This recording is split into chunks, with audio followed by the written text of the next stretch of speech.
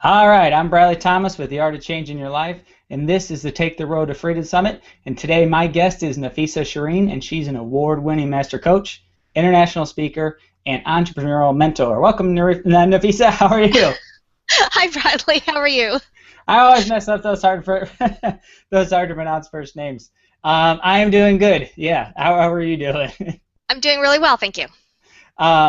So we're here, and I've gathered this whole summit to talk about how people can find their life's purpose, because once you find that, you're able to make decisions quicker, go further and faster in life, have more hmm confidence. There's just so many things that expand from that once you know what your purpose is. hmm So why don't we kind of jump in, and why don't you tell us a little bit about your story and how you Sure. found your purpose, and we'll go from there. Sure, absolutely. Well, I'm a little older than I look. I've had a long history in corporate before I became an entrepreneur, and I spent about 25 years working in different corporate businesses. From really small ones right up to really big ones. I eventually became VP of HR and business development for an international mining company. So I've had all this business experience. And Yeah. the funny thing is, as I was building my career, because I was always very driven about what I was going to achieve, how I was going to achieve it, where I was going, all along the way, the things that fulfilled me weren't the promotions and the money. I mean, that was nice, let's be real, and the lifestyle.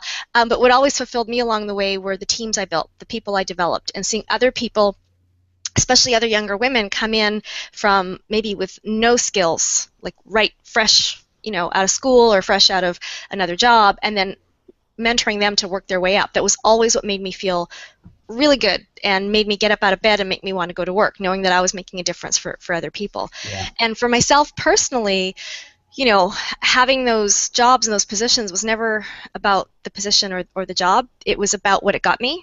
And I've always been a person, when I think right back to when I was a kid, it's always been about the experience. What kind of life experience can I have?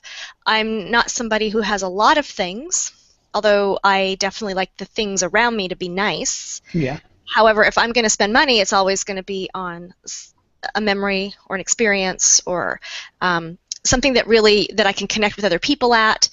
And so those two things together kind of went throughout my entire career. And I noticed while I was building up that career, I was told no an awful lot. I mean, if I had $1 for every time I was told you're not qualified, or you can't have this, or you can't do this, I mean, I'd be rich just from that. And I never took no for an answer, and being told no just pushed me further. And one of the things that I noticed is that I just thought that's what you did, that you went after what you wanted. And I noticed throughout this that when people were told no, a lot of people believed it and listened to it. Mhm. And that was one thing that I never quite realized until I became an entrepreneur, how powerful that was and how many people needed help to realize that, okay, well, no just means not yet or not this or it's just another form of yes. You have to ask the question differently. So all these things kind of built up through my career. And I never backed down from a challenge. The biggest challenge I ever had was I wanted a different role. I wanted to step up. And the business I was in said, no, you can't do it. You're not qualified. And so I begged. I mean, I tapped out everything I knew how to do, so I begged, and then they ended up telling me that, okay, fine, we're going to put you on a test run. So you have to give up the position you have. You'll be there for 6 months. It was out of the country. And they said at the end of 6 months, we'll evaluate you. If it doesn't fit, then you're done.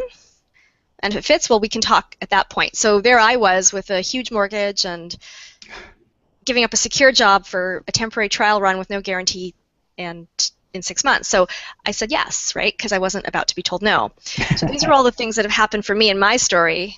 And through all that, I noticed it inspired other people. It helped other especially other younger women go, well, if you can do that, why can't I? The people I would hire and bring in were always people that were very hungry, really wanted to do something, but didn't think they could. Yeah. And so for me, yeah, getting the promotion was great.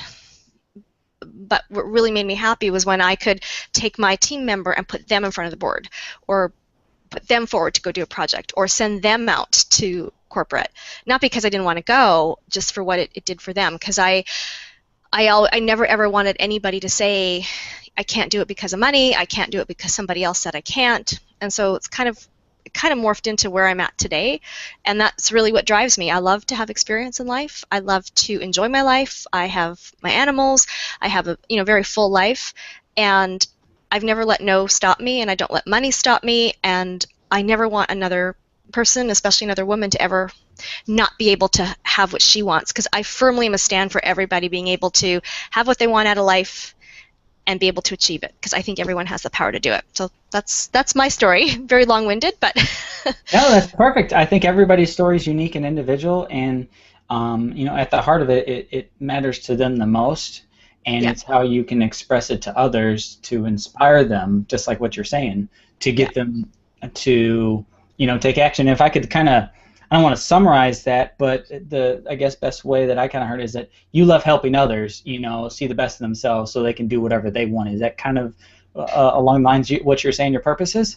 yes. I think everybody has a different version of what is ideal for them, what their best is, what they want out of life. I speak in my business about I teach people to create a highly profitable business and a luxurious life.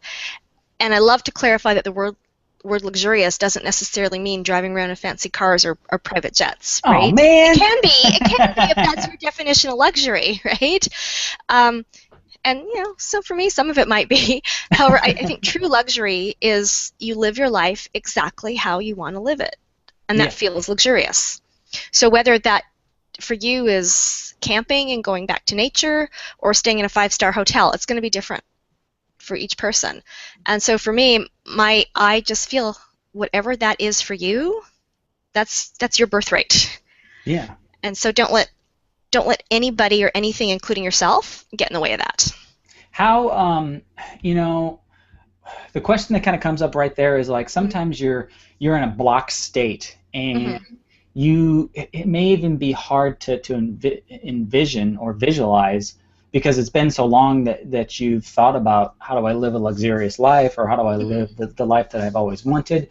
Sometimes life um, catches you and it throws you another direction, but that doesn't mean that you still don't have that inside of you. What are some Exactly. things that you help your clients, maybe rediscover themselves so then that they could start painting that portrait or painting that luxurious life that they can start going after and start inspiring themselves?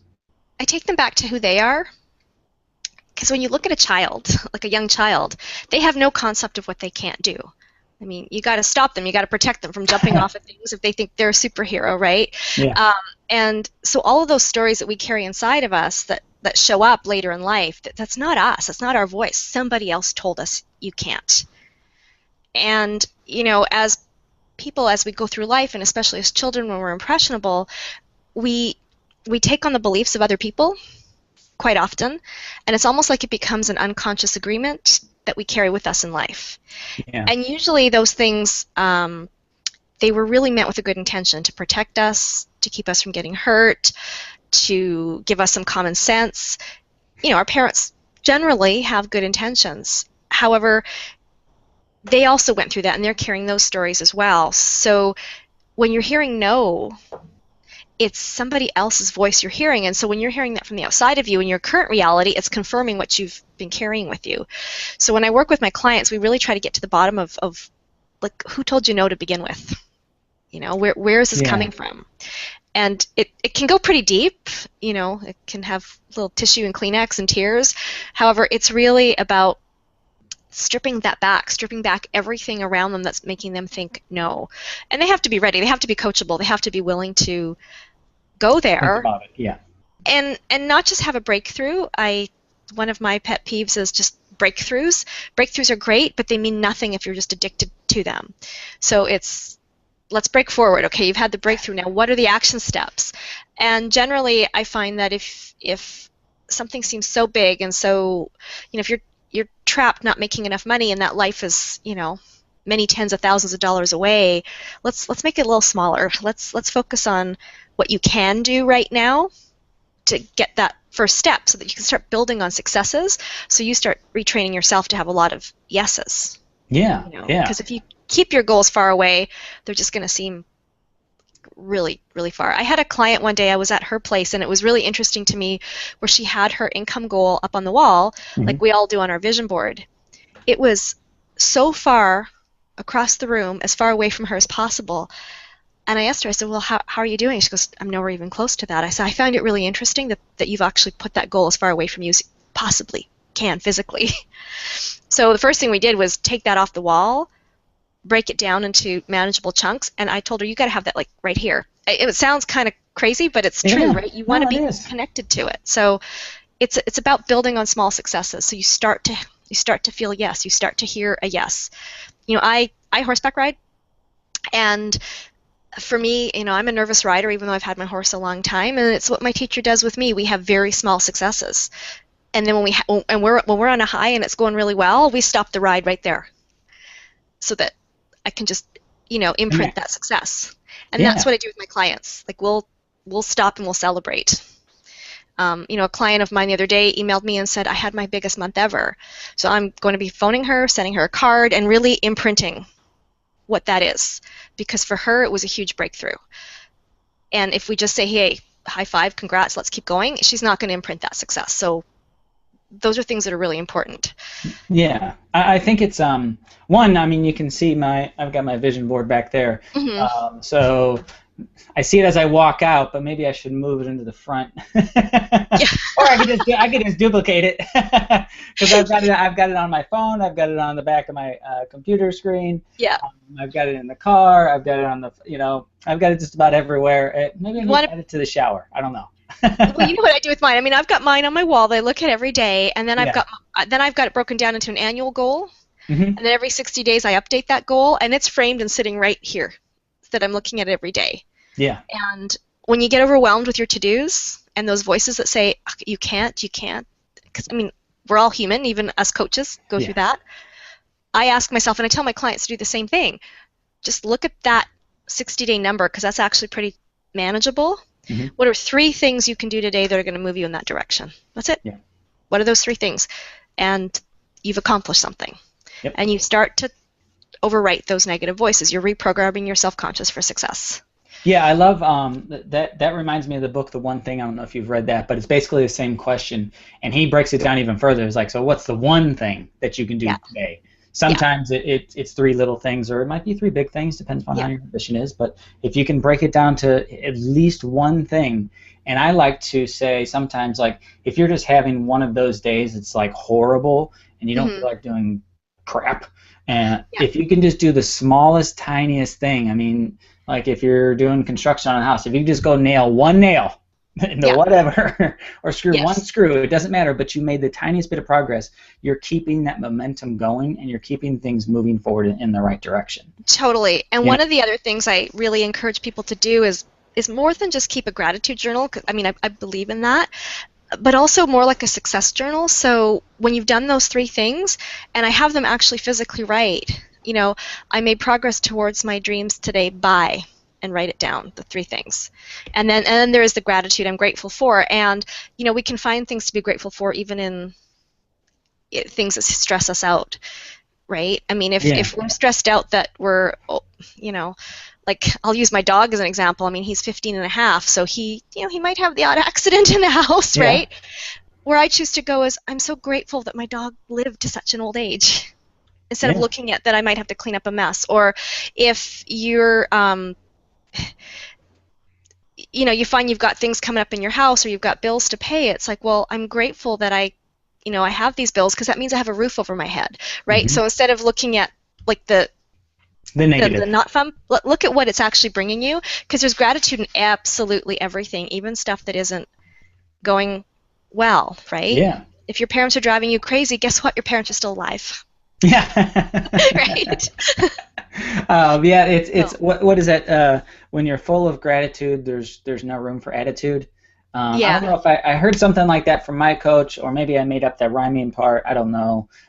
But I like it, because when you do have that gratitude and being thankful for even the smallest things, you don't have the time to complain about all the other stuff that's going wrong, and you just focus on what's going right. And that's really what you're saying, is that you're trying to imprint with your clients that you're write down the things that are going right, and keep that going, because that's going to keep you going right in the right direction. You know? Yes, exactly. And that just, you're actually starting to quell that voice that says you can't, because you found what's working, you've acknowledged yourself. And I think Mhm. self-acknowledgement is a really big deal that a lot of us overlook. We're taught to be humble. We're taught to be, and that can be self-defeating. And I'm not saying go and be a braggart. However, if you've done something really cool, acknowledge yourself. Yeah. And say, I really mastered this.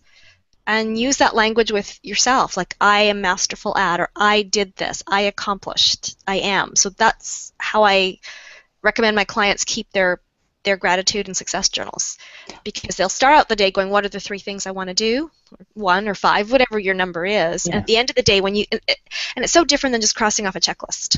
It's actually, and I'm very kinesthetic. I believe that when you write before you put it on a computer, like you're connecting to your goal or to what you accomplished, and you embody it. And when you embody it, you can be it. Yeah, Yeah. you start to live it. I forget. I have to do this graphic sometimes, and you reminded me of it. But if you can imagine a bunch of little X's that all make up a giant X, is kind of what is some graphic I want to make at some point or have someone make. And it's really, you're just doing the little X's every single day towards your goal to Yes. accomplish the really big, big giant X Exactly. that you're going after. Yeah. Do you follow Robin Sharma at all? Because I love how he says, like, small daily accomplishments lead to extraordinary success over time. Yeah. Nobody ever has huge success or huge failure all at once. It's never the result of one big thing. It's either the result of a lot of very consistent daily habits, good or bad, Yeah. get you your results. Yeah, And like if someone's thinking that you could have giant losses, I guess those can happen, but they're little things that have built up. Like if your house burnt down, maybe it was a cigarette or a small little thing that caught, fire, and it just kind of built up. It wasn't just one, big thing. catastrophe. There's things outside your control. Yeah, I get that. yeah. I don't want to take the conversation in that direction, but for the most part, though, everything we do every day gets us towards or further away from our goal. So instead of what I find is, if instead of focusing on that massive goal, which can seem so far away, because then it becomes easy to go, okay, you know what, forget it, that's so far off. Or and just speaking from my own experience, I lost a lot of weight a long time ago, and I've kept it off, like over 50 pounds. So I've kept that off for almost 6 years. And so going into that mindset, it can be really easy when so that goal was to lose the weight, to go, it's so far away. I'm just going to have that, whatever. But when you actually go, my goal isn't that far away thing. My goal is today 3 healthy habits. If I don't, then, do you know what I mean? Then it's like I met my goal.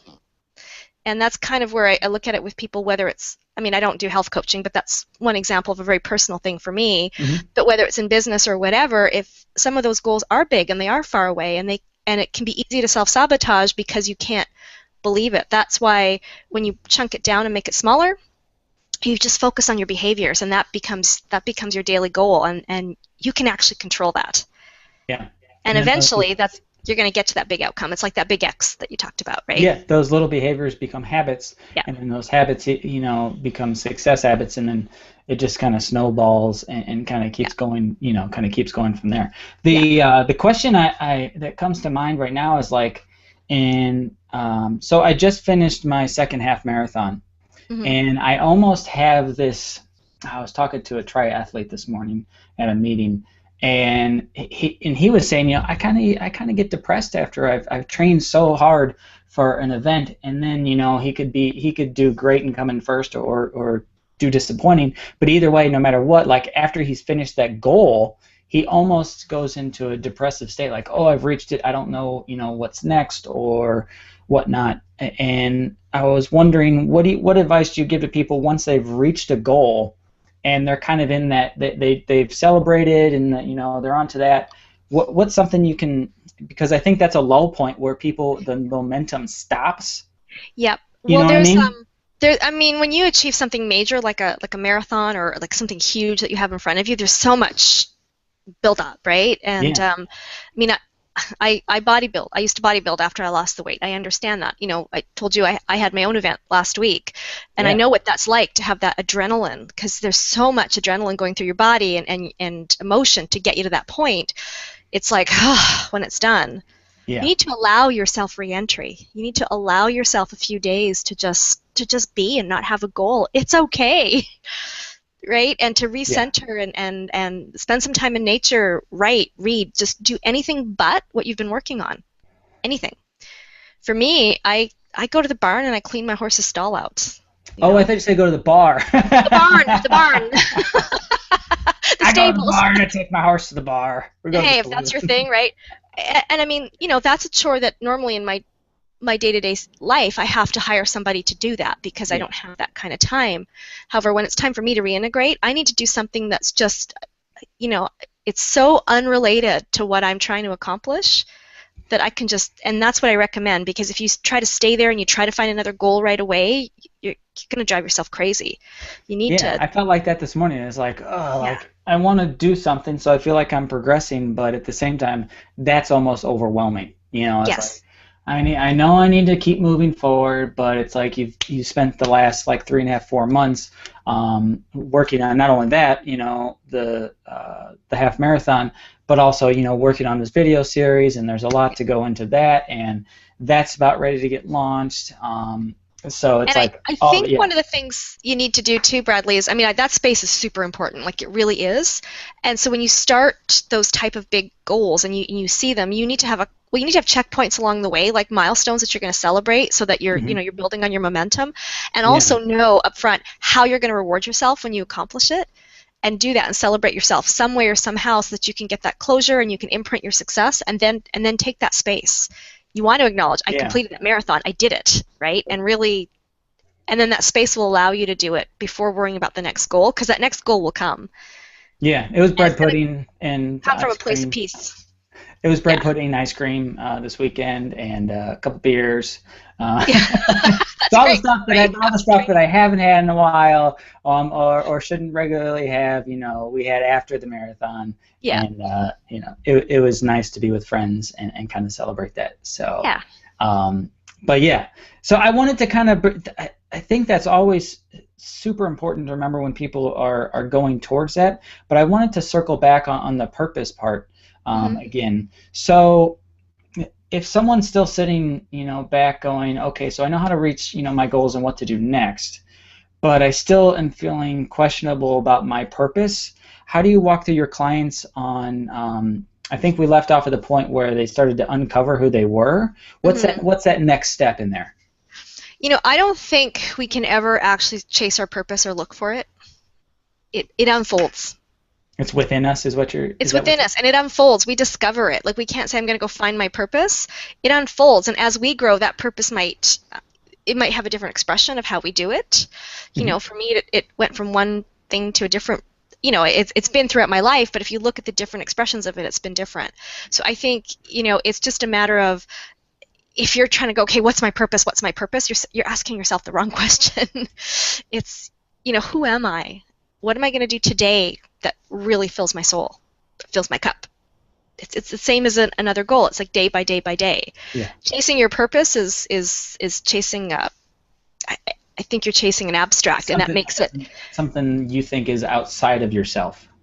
yeah, because you're Yeah. forgetting to pay attention to what's going on right now. And so with my clients, as far as that goes, I mean, we go back and we go deep and we figure out, you know what it is they really love to do, how they love to do it, and then we just build bit by bit.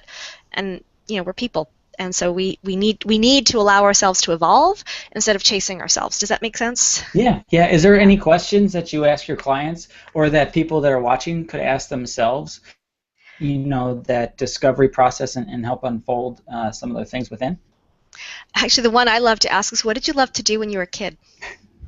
What did you love to do when you were a kid? And think back. And it's amazing what comes up for people. And I call this like finding your unique brilliance.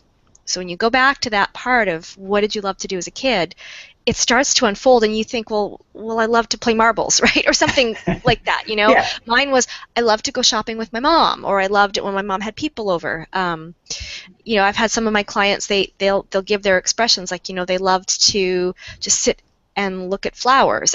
And then they start to go, wait a minute. But then later on, I'd like to do this, and then I'd like to do that.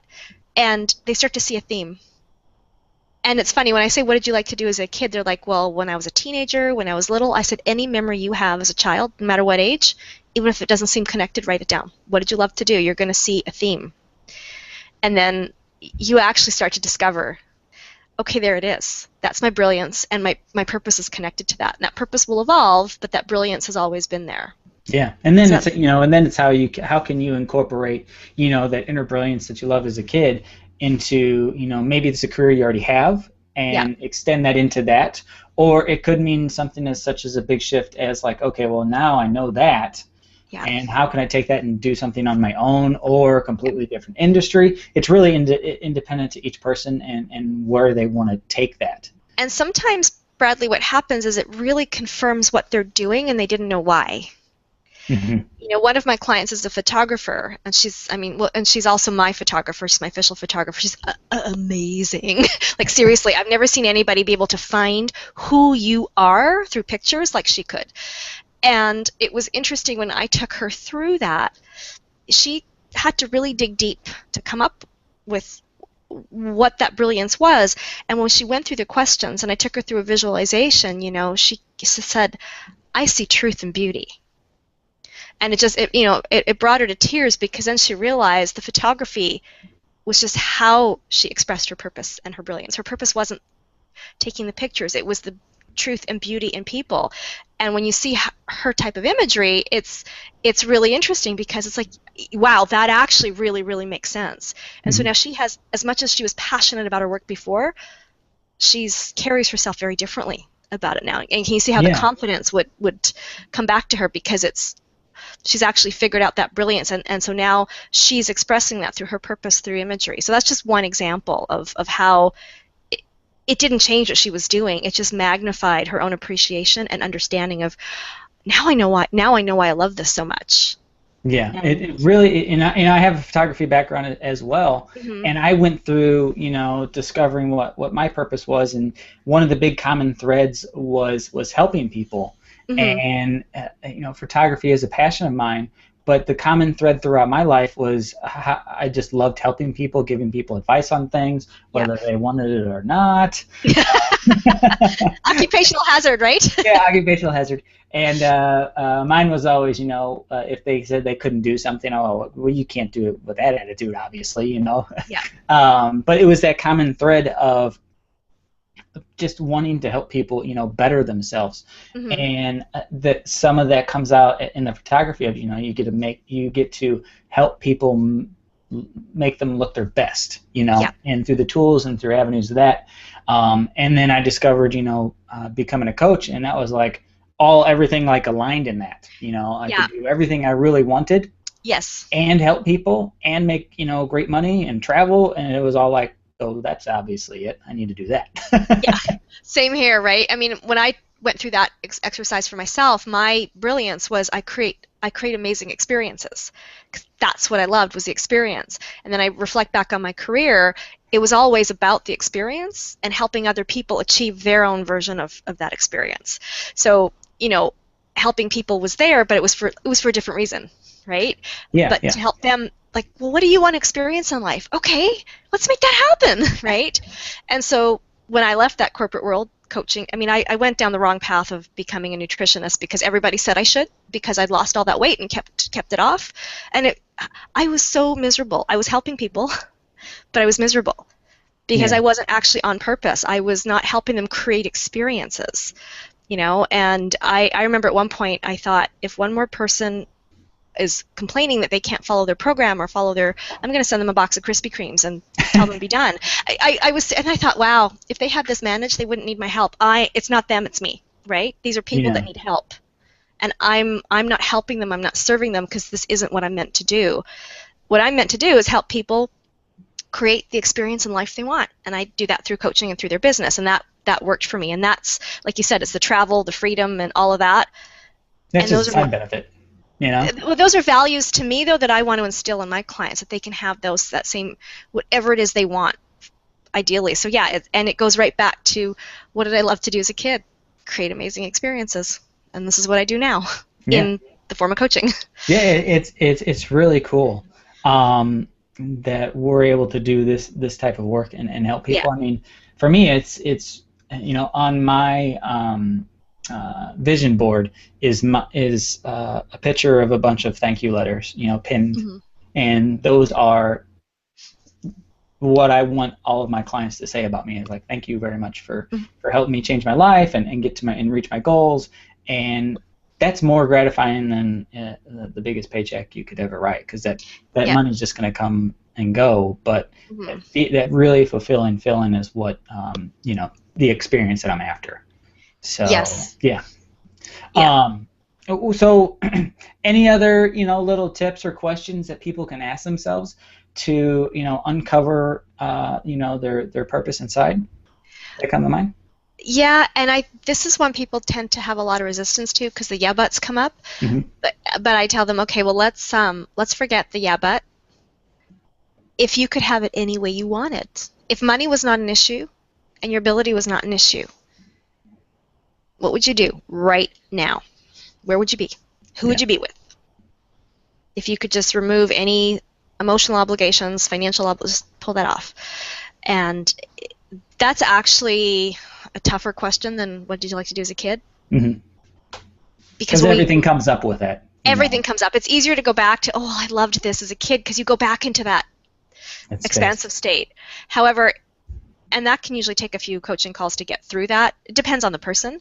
And usually when they come up with that, they go, oh, well, this is what I do. I'd be, building homes in Africa for children, or I would be hiking, or I would be on a boat. And then we go, okay, well, how do we make that happen? Yeah. And that's You, the big goal, but what are the only thing you control are the daily choices, so let's start choosing differently yeah. or appropriately. The thing that I've heard a lot when that type of question is asked is like, Mhm. well, I would travel all the time, and then I would sit on the beach, and I would do Travel where? nothing, and it's like sometimes people go to the very first thought of like, well, I'm just going to take a lot of time off, and like I won't Yeah. work, but it's until you have some of the time off, or some of that experience, that Mhm. will get boring eventually. Buying a lot of things gets boring eventually. Well, and I think when people say that, it's important too to start chunking that down because then you get to their why. Like, okay, if you're going to travel, why? Where would you go? Mhm. What would you be doing? What's important to you about that? Yeah. And then a lot of times you'll still get a surface answer. Then ask again, well, what's important to you about that? And you start to the person actually they start to discover themselves, and that's really cool. Yeah, Yeah. that's the untangling of the mental yarn that we all have in our head, and things Yeah. get twisted. And once you start really digging, and I like how you did that, because I'll use that. That you just start bringing it back and bringing it back and bringing it back, and when you can remember that really core bottom reason, Hmm. that's where all the confidence comes from, and making decisions easier and faster. It's like exactly why you're doing this, because you're going to get to X or you're going to get to Y, or whatever that is for you, and it's And just what's going to really help. and what's really cool too is when you can get to that level, you can start to uncover the feeling they actually want to have, right? And you can do that right away, whatever that is. There was one coaching program I took, and I remember the instructor said, and it always stuck with me. He goes, people say they want to be a billionaire. What does that mean? So I go a little bit deeper, and it's what they want to experience, how they want to have life. He says, you actually find out what they really want by that, and he said, you can you can have you can create some of those experiences anyway, and create that expansive feeling. So once you start to chunk it down and understand what those feelings are you want to experience, you can do that today. You can do that today. If somebody wants to lose 50 pounds, why? What does that mean to you? What is that? Well, I want to feel good. I want to look nice. I want to wear nice clothes. Great. We can do that now, Yeah, right? You can do that right now, and you can have nice clothes. You can go have your hair done. You can be that person today. The physical manifestation of that will follow when you start living as if. And so by asking those questions, whether it's a financial goal, a physical goal, a work goal, a charitable goal, you start to live as if, and eventually it will be. yeah, that becomes. Yeah, yeah. um, Wow, that's a lot of really, really good information. Anything else anything else you want to add into that, and No, I why? think I'm And tapped out. why? That's I I think we pulled out got all my to tricks. we got it to the bottom of it. Okay, Yes, we did. Yeah. cool. So I mean, you took that to the coaching. We don't have a whole lot of time left, but Mhm. I wanted to, whole purpose of this is find your purpose, then decide to go, earn a living doing that. Is there any tips that you've learned along the way, business wise, once you found, like, I guess maybe encompassed around the idea? So I've got this idea, and it's really resonant with me. How do I take that and turn that into a business? Like someone probably starting out, or maybe they've got their why now. What do they Mhm. do? What do they do next? I think the first thing they have to do is, I mean, I think a lot of people confuse what they're brilliant in with business skills, and they will let themselves feel, um, Totally different things. yeah, they will feel less than because they don't know how to do the business side of things, right? So they definitely, and this isn't to be self-serving, they need to get help. Like you do. I mean, if you were an expert in being business, that wouldn't you'd have a different purpose, right? Yeah. And in that selection, it's really important to be very careful. I went down the wrong road because I listened to other people tell me. I mean, I knew I wanted to help people, and I did it the wrong way with the health coaching. So you really need to, once you found that voice, first of all, listen to it above all else. And then also listen to your mentors to help you package it into a business thing. Because, I mean, you need to get concrete on what it is you're doing and how you're presenting it and how you're selling it.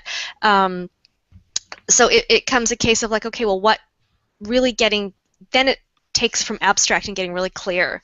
What is it I do? How do I help people do it? Like for the in the instance of my photographer, her purpose is to help people see truth and beauty and examine themselves and really show themselves wonderfully to the world. Well, how does she do it? It's through photographs. So she's very clear, right? It's through photographs. How do I do it? It's through teaching people how to make more money. So you have to get clear about that, and then it becomes really important to and this is the stuff nobody likes. It's the nuts and bolts of business. If you Some need to people get like help it. on it, get help on it. Yeah. But you got to treat your business like a business. You have to step into the mindset now if you want to take that purpose into a business and really bring in some of the more masculine energy of strategy, planning, because you can make money at anything. You just have to know the business side of things. And I always say that that when you create a business and you look at sales, marketing, planning, profitability, numbers, all that, it's it's crucial to a business, but having all that without your passion and your purpose is like empty. That's like an empty life. And if all you do is focus on your passion and your purpose without this strong business side that you might need help with, it's going Yeah. to be potential unrealized. You're going to be frustrated and you're going to be tripping over yourself. So the first thing I do is, okay, you get clear. Well, now you got to figure out, who your client is, who's going to buy it, how you're going to sell it, and those are words that sometimes get people a little, ooh, well, I don't want to think about buying, selling, money.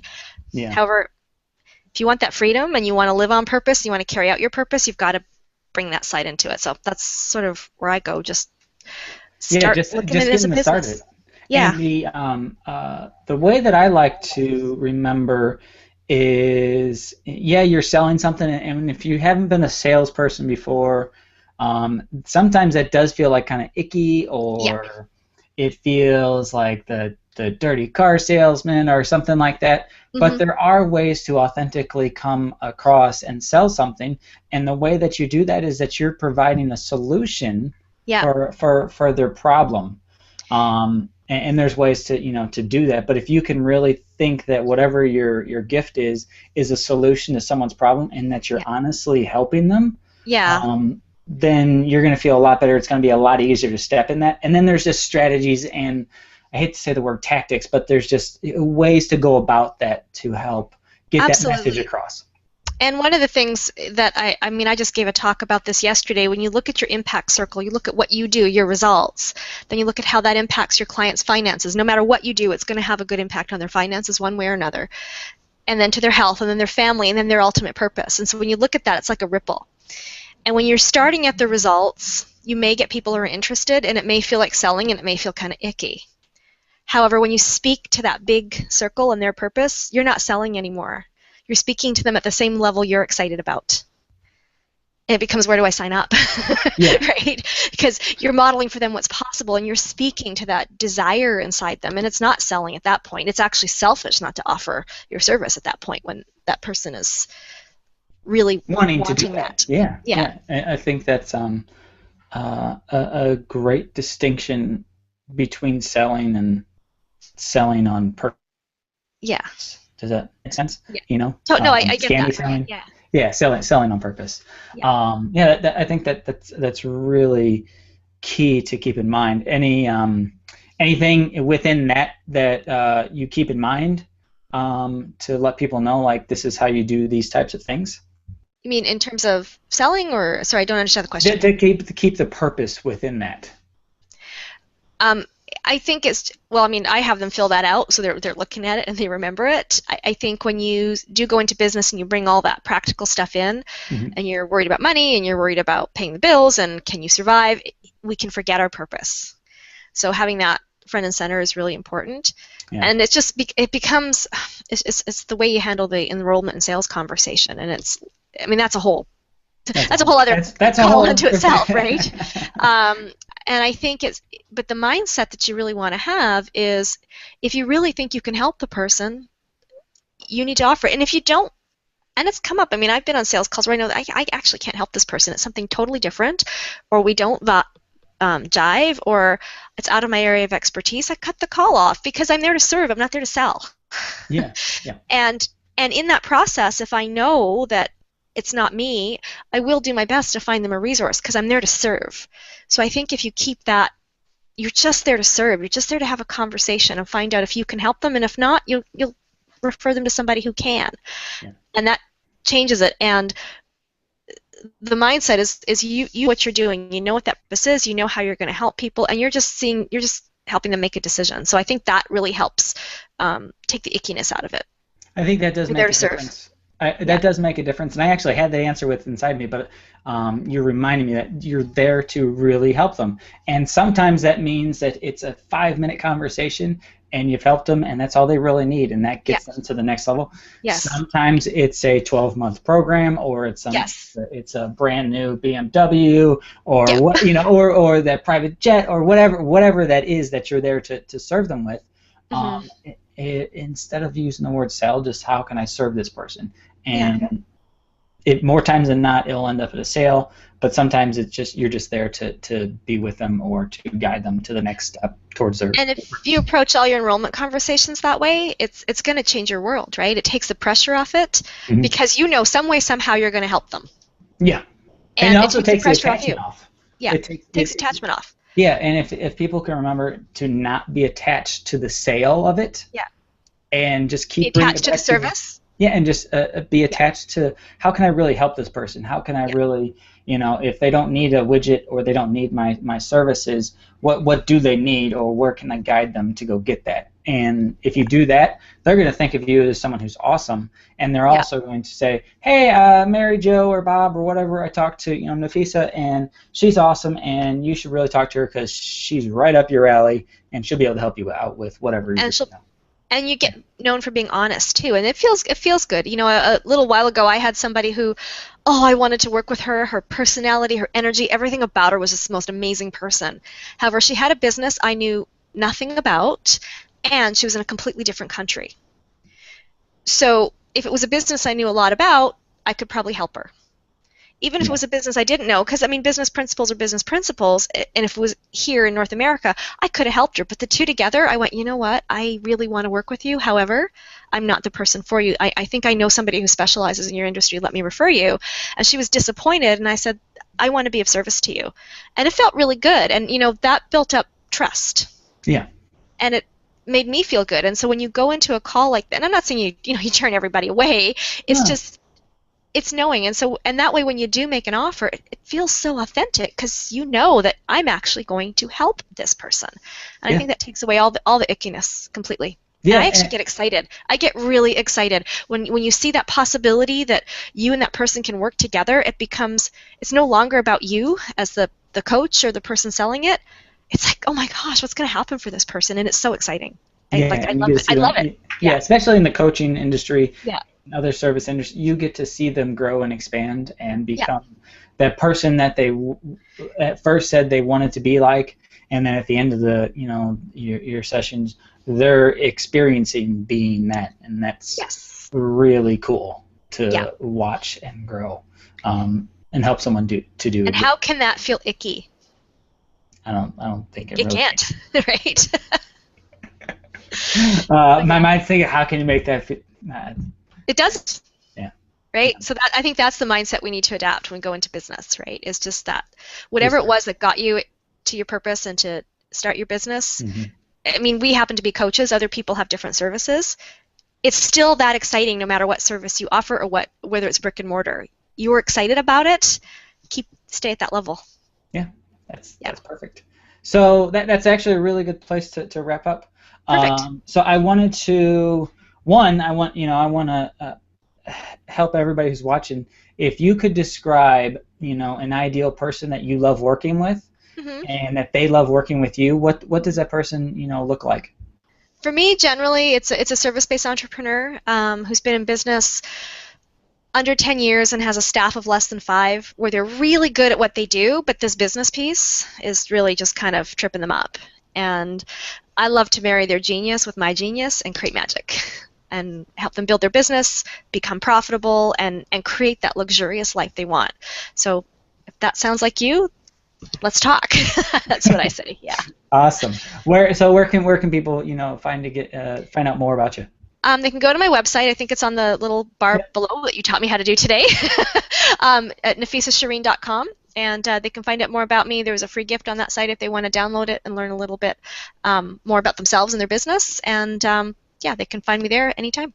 Cool. And well, all my contact info is there. How to email me, contact me. Yeah, it's all there. They'll figure it out. It's on the website. Yeah, I figured. Yeah. Well, Nafissa, I really appreciate you sharing your knowledge today and expressing your inner self to everybody else and really showing that you can do that. I appreciate it, and you have yourself an awesome day. Thank you, Bradley.